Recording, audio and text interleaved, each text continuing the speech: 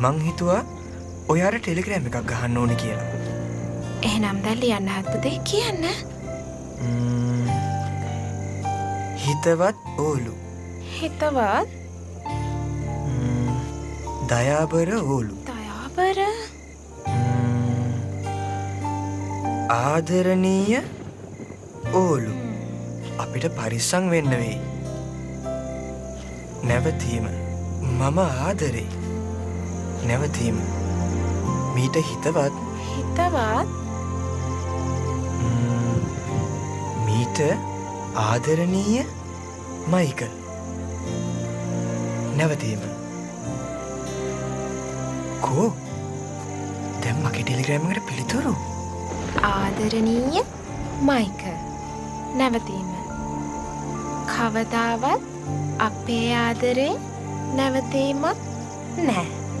නැවතීම මීට ආදරණීය ඕලු. නැවතීම